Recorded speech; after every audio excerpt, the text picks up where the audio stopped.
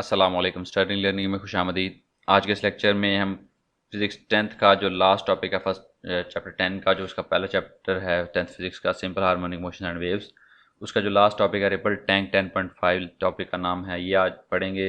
ये long question के लिहाज से इम्पॉर्टेंट है और ये वेव्स की प्रॉपर्टीज़ को फाइंड करने के लिए हमारे पास एक मैकेनिज़्म होता है, उसकी डिटेल आपको पता होनी चाहिए। और ये आसान है, मुश्किल नहीं है।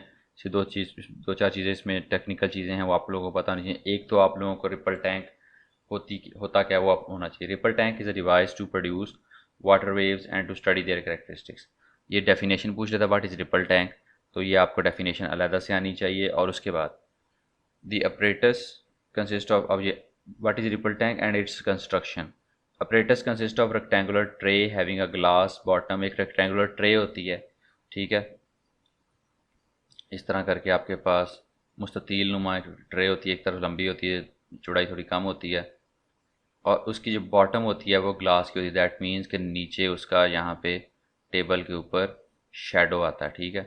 शेडो जब आएगा तो इसको हम कहेंगे ये ट्रांसपेरेंट। ये उसकी लेग्स हैं उस प्लेट की, ठीक है, थोड़ी सी टेढ़ी बन गई है, चले।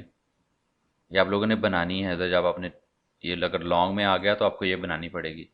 तो इसके ऊपर क्या होता है आपके पास, यहाँ पे एक मैकेनिज़्म है, ठीक है। इसके ऊपर यहाँ पे नीचे आपने डोरियों के साथ एक मोटर लटकाई हुई है, और मोटर के साथ नीचे एक लगा हुआ आपके साथ, जिसे स्टिक कह लें या पैडल जिसको कहते हैं, वाइब्रेटर, उसको पैडल उसने कहा है। उसके नीचे क्या आती है, एक apparatus consist of a rectangular tray. इस तरह रेक्टेंगुलर ट्रे होती है, उसके नीचे आपके साथ हैविंग ग्लास बॉटम। उसके नीचे ग्लास बॉटम होता है, दैट मीन्स कि दैट इज़ ट्रांसपेरेंट। उसके अंदर ऊपर जो कुछ भी होगा वो नीचे इधर शेडो बनेगा उसका। और उसके साथ क्या होता है, is place nearly half metre above the surface. ये जो डिस्टेंस है ये 0.5 मीटर है, ठीक है। आपने जहाँ भी रखा, उसको टेबल पे रखा है, ज़मीन पे रखा है, आपने जिसकी टांगे हैं वो 0.5 मीटर होनी चाहिए। हम भी ज़रा 3D का इफेक्ट देने की कोशिश करते हैं बुक वाले की तरह, लेकिन बुक की तरह से नहीं बना सकते, बट ट्राई कर सकते हैं। तो ये आपके पास आ गई। उसके बाद वेव्स उसकी सरफेस पे प्रोड्यूस की जा सकती हैं with the help of a vibrator. Vibrator क्या है, ऑसिलेटिंग पैडल है, और साथ ये मशीन मोटर है। जिस तरह मोबाइल के अंदर भी मोटर्स होती हैं और दूसरी जो चीज़ें होती हैं उनके अंदर वाइब्रेशन के लिए मोटर्स होती हैं, इस तरह इसके अंदर भी मोटर है और इसका हमारे पास कनेक्शन है। और साथ इसके ऊपर यहाँ पे एक लैंप लगा हुआ है, ठीक है, जो लाइट दे रहा है, क्योंकि हमने जब लाइट इस पर वेव्स बनेंगी, ऊपर से लाइट पड़ रही होगी, तो नीचे इसका यहाँ पे शेडो बनेगा, ठीक है। अब आपके पास वाइब्रेटर इज़ एन ऑसिलेट। अब वाइब्रेटर क्या है, this vibrator is an oscillating mot electric motor fixed on wooden plate over the tray such that its lower surface just touch the water. ये जो वुडन सरफेस है, इसका जो निचले वाला हिस्सा है वो सिर्फ सरफेस को हल्का सा टच कर रहा है। ये वुडन सरफेस जो है पूरे उस जितना आपका ये रिपल टैंक है, जितनी आपका ये रेक्टेंगुलर है, उसकी चौड़ाई के बराबर है, ठीक है, ऐसे करके। तो ये इसके नीचे से इसके साथ टच कर रहा है। तो वाइब्रेटर जो है वो ये है, इलेक्ट्रिक मोटर है जो फिक्स है, और उसको वाइब्रेटर नीचे से टच कर रहा है। ये भी आप लोगों को पता होना चाहिए, ये सवाल अलग से पूछ लेता है। अब आगे यहाँ तक इसका आ गया, कंस्ट्रक्शन में आ गया। ये आपके पास यहाँ तक कंस्ट्रक्शन में चीज़ें आ गई, ठीक है। यहाँ से लेके कंस्ट्रक्शन में रिपल टैंक की डेफिनेशन क्या है, वो ये है, ठीक है। तो ये दो चीज़ें आपको अलग अलग आनी चाहिए। लॉन्ग में शॉर्ट में पूछ लेता है, अगर शॉर्ट में ना पूछे तो ये लॉन्ग में दोनों चीज़ें एक दूसरे के पहले के बाद दूसरी आती है, और फिर आके चलते हैं। अब जब हम ऑन करेंगे वाइब्रेटर को तो क्या होगा, वाइब्रेटर को ऑन करेंगे तो वाइब्रेटर ऐसे ऐसे वाइब्रेट करेगा, उसके साथ इसको टच करेगा, और टच करने से यहाँ पे वाटर वेव्स बनेंगी, ठीक है। कोई जैसे क्रस्ट ट्रफ के साथ वाटर वेव्स आगे ट्रैवल करेंगे, कभी क्रस्ट बनेगा, कभी ट्रफ बनेगा, वाटर वेव्स आगे ट्रैवल करेंगे, और उनका शेडो भी इसी तरह नीचे आपको थोड़ा सा लाइट सा शेडो भी नज़र आएगा, जिस तरह आपको बुक के अंदर दिखाया हुआ है। जब वेव्स मूव करेंगी तो शेडो नीचे नज़र आएगा। तो नाउ वी कैन एक्सप्लेन। अब क्या से कहते हैं, अब वेव्स हमने बना ली, हमारे पास एक अपरेटस है जिसके ऊपर हम वाटर वेव्स को चेक कर सकते हैं। वाटर वेव्स के अंदर कुछ तब्दीलियाँ ला के, उनके ये जो मैकेनिज़्म है इसके अंदर थोड़ी सी तब्दीलियाँ अप डाउन करके हम इसकी जो कहते हैं प्रॉपर्टीज़ को कर सकते हैं, ऑब्जर्व कर सकते हैं। कहता है place a barrier in the ripple tank. अब बैरियर रख तो रिपल टैंक के अंदर, अगर यहाँ बिल्कुल इस तरह सीधा बैरियर रखोगे तो वाटर वेव सीधी टकराएगी और सीधी वापस आ जाएगी। लेकिन इसने कहा जी बैरियर करो और उसको एक एंगल पे रखो। जैसे यहाँ पे एक ब्लैक कलर का मैं बैरियर बना रहा हूँ, यहाँ पे ऐसे करके ये मैंने बैरियर रख दिया, ठीक है। जब मैंने बैरियर रखा तो यहाँ से वेव कैसे आ रही थी, ये आ रही थी, ठीक है। ये यहाँ पे शक्ल बनी हुई है। तो ये वाटर वेव की टकराने की, और यहाँ पे जो इस बीम का जो मैंने रखा है इसका नॉर्मल का है 90 डिग्री, नॉर्मल जो है वो ये लाइन है। तो आपका इंसिडेंट एंगल क्या बनेगा यहाँ पे, ये बनेगा आई। अब जो इंसिडेंट एंगल होता है वही वेव का रिफ्लेक्टिव एंगल होता है, ठीक है। उसको हम देखेंगे कि ये अभी हमने इसको देख के हमने ये चीज़ वेरीफाई करनी है। अब जब यहाँ पे इंसिडेंट हुआ तो जो वाटर वेव जब रिफ्लेक्ट हुई तो रिफ्लेक्ट होने के बाद वो इस एंगल ऑफ रिफ्लेक्शन के पे रिफ्लेक्ट, मतलब उसकी डायरेक्शन ऑफ रिफ्लेक्ट होने के बाद उसकी डायरेक्शन बदल गई, वो इस तरफ को मूव करना शुरू हो गई, नीचे की तरफ। तो ये क्या हुआ आपके पास, इससे एंगल ऑफ इंसिडेंस और angle of reflection with this 90 degree, जो आपका ये जो 90 डिग्री का जो लाइन है सरफेस पे, क्योंकि जो जो भी सरफेस होती है एरिया होता है उसका जो वेक्टर होता है वो उसके परपेंडिकुलर में होता है। ये हमने पहले पढ़ा हुआ पीछे, ठीक है। तो अगर नहीं पढ़ा, आपने इसमें नहीं देखा, तो आप चैप्टर नंबर 12 के अंदर जो सेकेंड ईयर के लेक्चर्स हैं उनमें भी है, फर्स्ट ईयर के लेक्चर्स के अंदर भी है, 9th के अंदर भी है, ये 10th के अंदर भी है। तो ये आप लोगों को चीज़ अंडरस्टूड है। तो इंसिडेंट एंगल और रिफ्लेक्टिव एंगल दोनों इस 90 डिग्री के एंगल के लिहाज से होते हैं, और ये दोनों क्या होंगे, बराबर होंगे। तो आपकी जो वेव इस तरह जा रही थी अब वो कुछ इस तरह से इस तरफ को आ जाएगी। तो हम इसके से इस एक्सपेरिमेंट कर रहा है और उससे वो कुछ रूल्स एंड लॉज को डिड्यूस कर रहा है। तो हम जो लॉ डिड्यूस करेंगे इससे, when waves moving in one direction fall on the surface of another medium they bounce back into the first medium such that the angle of incidence equal to the angle of reflection. अच्छा, अब जो हमने ये टेढ़ा रखा था ना, इसको अगर मैं सीधा कोई बैरियर रखूँ ऐसे करके तो ये वाटर वेव्स ऐसे आ रही हैं, ब्लू से वाटर वेव्स बनाते हैं, वाटर वेव्स आ रही हैं ऐसे। अब इसका परपेंडिकुलर क्या है, ये है, सॉरी ये इसका परपेंडिकुलर है, ठीक है। वाटर वेव्स आपके पास आ रही हैं बिल्कुल सीधी। तो अब परपेंडिकुलर और इसके दरमियान एंगल क्या है, ज़ीरो का, क्योंकि एक ही डायरेक्शन है। या इसको तुम कह लो कि डायरेक्शन ऑफ वाटर वेव्स ये है, in between direction of water waves and इसका जो परपेंडिकुलर ऑफ दी सरफेस है उसके दरमियान एंगल है ज़ीरो का। और जब टकराने के बाद फिर क्या एंगल होगा, रिफ्लेक्शन का एंगल क्या होगा, ज़ीरो। तो वेव जो है सीधी वापस चली जाएगी। अगर सरफेस आगे से सीधी हो, बिल्कुल स्ट्रेट लाइन की तरह सरफेस हो आपके पास आगे, तो जो एंगल ऑफ इंसिडेंस है और एंगल ऑफ रिफ्लेक्शन ज़ीरो होता है। दैट मीन्स कि जिस तरह वेव आती है उसी डायरेक्शन में, उसी मीडियम में सीधी की सीधी वापस चली जाती है। इसको आप ऑब्जर्व भी कर सकते हो।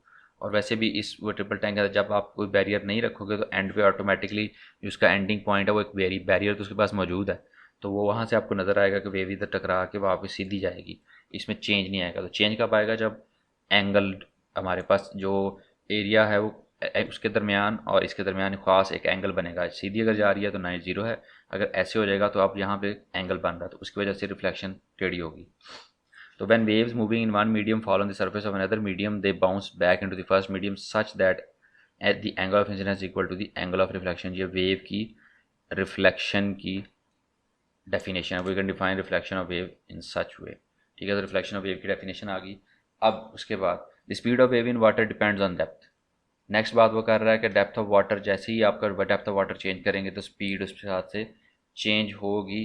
वो अब आपको कह रहा है कि आप अगर यहाँ पे मतलब डस्टर घूम जाता है, ले लिया, तो अगर यहाँ पे ये एंगल नहीं है कुछ भी इस तरह का, सीधी सीधा आपके पास ट्रिपल टैंक है, जिस तरह पहले बनाया था वैसे ये बना लेते हैं दोबारा से। एक सीधा सीधा आपके पास ट्रिपल टैंक है, इसमें वाटर वेव्स बन रही हैं।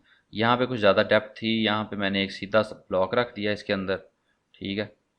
तो इसकी जो डेप्थ है वो यहाँ पे कम होगी। अब ये यहाँ पे आ गया शैलो वाटर, और यहाँ पे उससे कुछ थोड़ा सा डीप है। तो शैलो वाटर होने की वजह से क्या होता है आपके पास, क्योंकि जो अब आपके पास यहाँ पे फिर ये रिलेशन आपके पास काम आएगा, v is equal to f lambda वाला रिलेशन आपके काम आएगा। यहाँ पे उसने इसकी डिटेल नहीं दी हुई, लेकिन मैं आपको उसकी डिटेल देता हूँ, क्योंकि यहाँ पे आप क्या बना रहा है, फ्रीक्वेंसी जो है वो आपके फ्रीक्वेंसी के साथ एक वेव बन रही है, उसकी एक लैम्डा वैल्यू आ रही है, एक वेवलेंथ के हिसाब से वेव बन रही है, और एक वी स्पीड के साथ वो जा रही है। अब वो कह रहा है जैसे हम शैलो के अंदर जाएंगे, their wavelength decreases but the frequency of water wave remains the same both part of the water because it is equal to the frequency of the vibrator.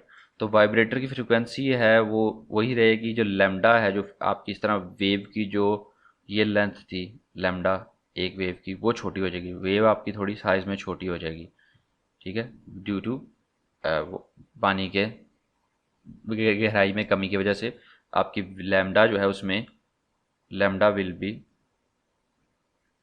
Decreased, way lambda आपका कम हो जाएगा। जब lambda कम होगा, वो कह रहा है frequency will remain same, ये सेम रहेगी, क्योंकि दिस इज इक्वल्स टू, ये तो आप फिजिकली जिससे बना रहे हो उसकी फ्रीक्वेंसी के बराबर होगी, फ्रीक्वेंसी के अंदर कमी नहीं होगी, मतलब number of waves in 1 second वही रहेंगी।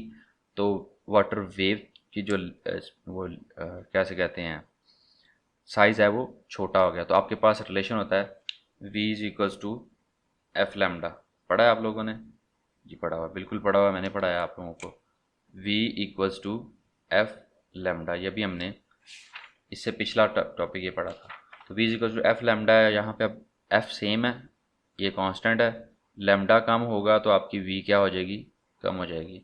अगर लैम्डा इंक्रीज़ करेगा तो v भी इंक्रीज़ करेगा। इसका मतलब क्या है कि फॉर द ऑब्जर्वेशन ऑफ, अब the speed of water wave is water depends, क्योंकि यहाँ पे लैम्डा कम हो रहा है, फ्रीक्वेंसी सेम है तो वेलोसिटी कम, अगर लैम्डा कम है तो वेलोसिटी कम है, अगर लैम्डा ज़्यादा है तो वेलोसिटी ज़्यादा है। दे वेवलेंथ डिक्रीज, जब वेवलेंथ डिक्रीज करती है फ्रीक्वेंसी सेम रहती है तो वेलोसिटी ऑटोमेटिकली डिक्रीज कर जाती है। अच्छा, अब उसके बाद कह रहा है, अब ये तो मैंने बिल्कुल सीधा जिस तरह जिस डायरेक्शन में वेव जा रही थी उसके साथ बिल्कुल 0 डिग्री के साथ ये आपके साथ अंदर ब्लॉक रखा था। लेकिन अगर वो कह रहा है जिस तरह पिछले में हमने किया था कि थोड़ा सा एंगल्ड सिस्टम कर दें, यहाँ पे जो हम ये रख रहे हैं ये बिल्कुल सीधा ना रखें, ऐसे टेढ़ा सा रख दें, कुछ एंगल बना रहा हो। अब this area is shallow and this area is deep as last one, ठीक है। तो यहाँ से आपकी वाटर वेव्स आ रही हैं, जब यहाँ पे जाएंगी, जैसे यहाँ पे आपको शो करवाया हुआ, तो क्या होगा, इसको कहते हैं for the observation of refraction of wave. Reflection तो सीधी टकरा के वापस आ गई, रिफ्रैक्शन होता है कुछ पार्ट अगले पार्ट हिस्से में चले जाना और कुछ का वापस आ जाना और एंगल का बदल जाना, इसको कहते हैं refraction. We repeat the above experiment such that the boundary of between deep and shallow water angle आ जाती है, थोड़ी सी टेढ़ी रख देंगे तो आपके पास आपको कुछ चीज़ें ऑब्जर्व करने को मिलेंगी। वो क्या हैं कि ये आपके पास टेढ़ी शैलो एरिया है और ये आपके पास डीप एरिया, यहाँ से वाटर वेव आ रही है, ठीक है।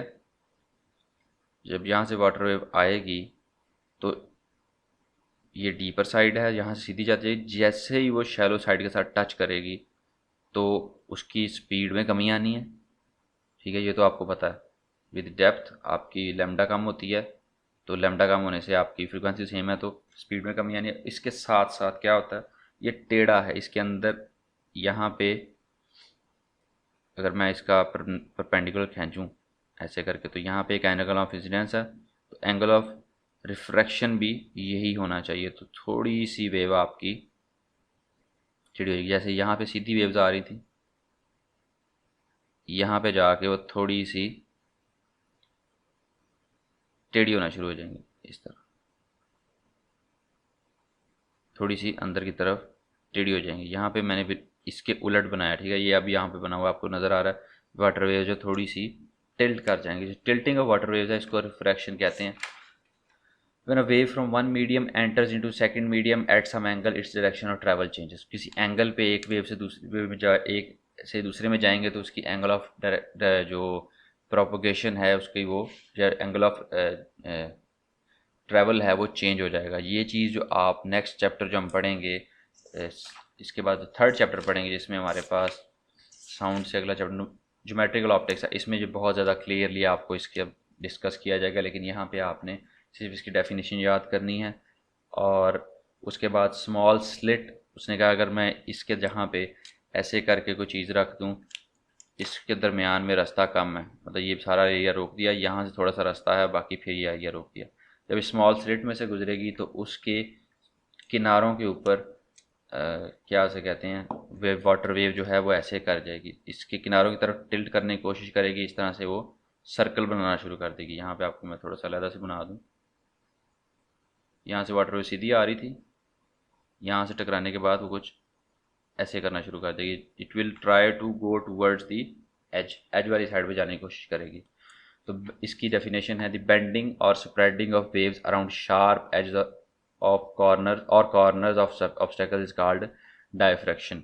बेंडिंग, शार्प कॉर्नर्स के गिर्द बेंडिंग होती है। मैं क्योंकि इलेक्ट्रिकल टेलीकॉम इंजीनियर हूँ, तो ये जो डायफ्रैक्शन है ये भी एक बड़ी कॉज होती है, जिसमें हम जब मोबाइल की जो फ्रीक्वेंसी एंड मोबाइल का जो एरिया डिसाइड करते हैं, जो अब टावर लगाते हैं, जो बड़े टावर लगते हैं, उसमें जब एरिया डिसाइड होता है कि कौन सा एरिया कवर करेगा कौन सा एरिया नहीं करेगा, उसमें अर्बन और रूरल का डिफरेंस होता है। अर्बन एरिया में बहुत ज़्यादा बिल्डिंग्स होती हैं और बिल्डिंग के लिहाज से उसके ख़ास तरीके से हमने नियरेस्ट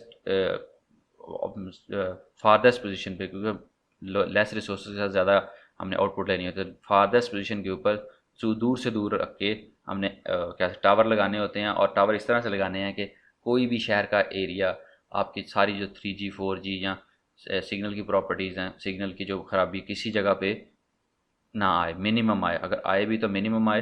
तो ये वजह होती हैं जिसकी वजह से जब बिल्डिंग्स आ जाती हैं तो उसमें डायफ्रैक्शन, आपकी जो वेव्स हैं वहाँ से टेढ़ी मेढ़ी हो जाती हैं, और इसको मल्टीपल रिफ्लेक्शन भी, रिवर्बरेशंस भी कहते हैं। ये आगे ज़्यादा डिटेल्स हैं, लेकिन यहाँ तक इतना ही है।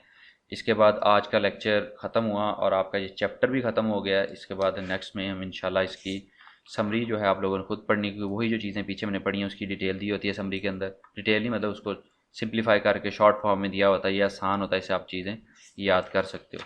उसके बाद एक्सरसाइज करेंगे, एक्सरसाइज करने के बाद न्यूमेरिकल इंशाल्लाह करेंगे, 2-3 लेक्चर्स में ये कंप्लीट करेंगे। आज के लेक्चर के लिए इतना ही। अल्लाह हाफिज़, और अल्लाह आपका निगहबान दुआओं में याद रखिएगा और अपना ख्याल रखिएगा। अल्लाह हाफिज़।